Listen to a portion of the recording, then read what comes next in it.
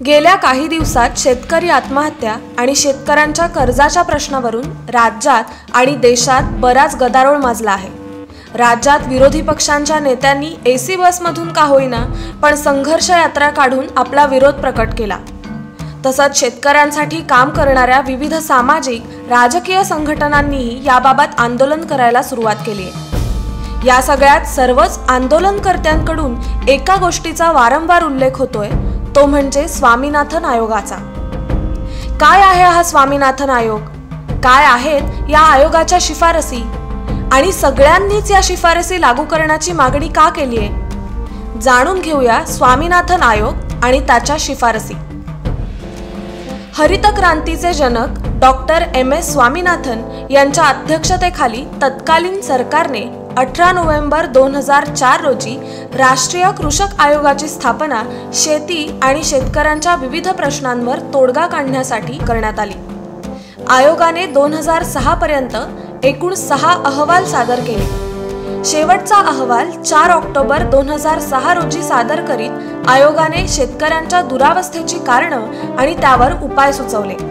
पण खेदाची बाब ही की दुसऱ्याच दिवशी म्हणजेच 5 ऑक्टोबरला सरकारने कर्मचाऱ्यांसाठी 6व्या वेतन आयोगाची स्थापना करून 2008 मध्ये त्याच्या शिफारसी लागू सुद्धा केल्या।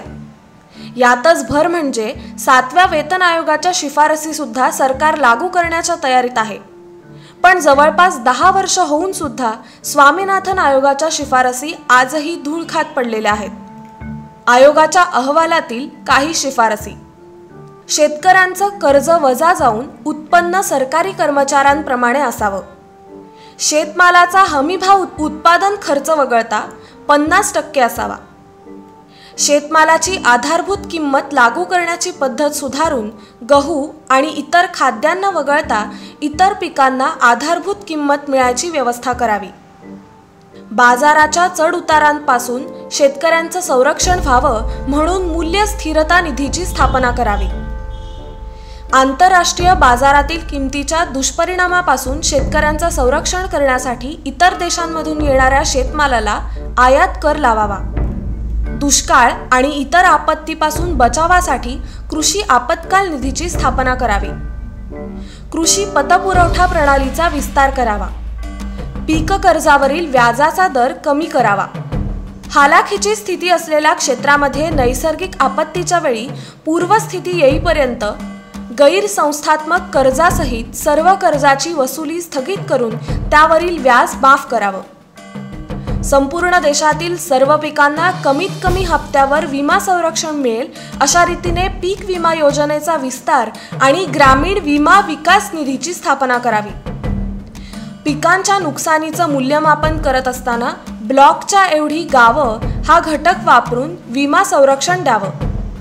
सामाजिक सुरक्षेचं जाळं निर्माण करून त्या अंतर्गत शेतकऱ्यांसाठी वृद्धावस्थेत आधार तसंच स्वास्थ्य विमाची तरतूद करावी। तसंच परवडणाऱ्या दरात बी बियाणं आणि इतर यंत्रसामुग्री उपलब्ध करून द्यावी। संपूर्ण देशात प्रगत शेती आणि माती परीक्षण प्रयोगशाळेचं संचालन करावं। शेतीला कायम आणि समप्रमाणात सिंचन आणि वीज पुरवठा करावा आणि सिंचन व्यवस्थेत आमूलाग्र सुधारणा घडवून आणाव्यात। स्वामीनाथन आयोगाच्या शिफारसींना तत्कालीन सत्ताधारी काँग्रेस आणि राष्ट्रवादी पक्षानं केराची टोपली दाखवली होती। मात्र विरोधी पक्ष असलेल्या भारतीय जनता पक्ष आणि शिवसेनेनं मात्र आपापल्या जाहीरनाम्यात या आयोगाच्या शिफारसी लागू करण्याचं वचन दिलं होतं। मात्र आता भाजप सेनेची युती सत्तेत असूनही त्यांनी या आयोगाच्या शिफारसी लागू केल्या नाहीत। विरोधात असणाऱ्या युतीने यासाठी आंदोलन केलं होतं तेव्हा सत्ताधारी आघाडीने त्याकडे दुर्लक्ष केलं आणि आज त्याच सत्ताधाऱ्यांवर यासाठी आंदोलन करायची वेळ आली आहे। तर पूर्वीचे विरोधक आता सत्तेत असल्यामुळे ते दुर्लक्ष करत आहेत। एकूणच काय तर दोघेही मिळून शेतकऱ्यांच्या प्रश्नाकडे दुर्लक्ष करत आहेत हेच खरं। त्यामुळे राज्यात शेतकऱ्यांची अवस्था मात्र बिकट झाली आहे। नाही म्हणायला गेल्या वर्षी चांगला पाऊस झाल्यामुळे शेतकऱ्यांची परिस्थिती सुधारायला मदत झाली होती।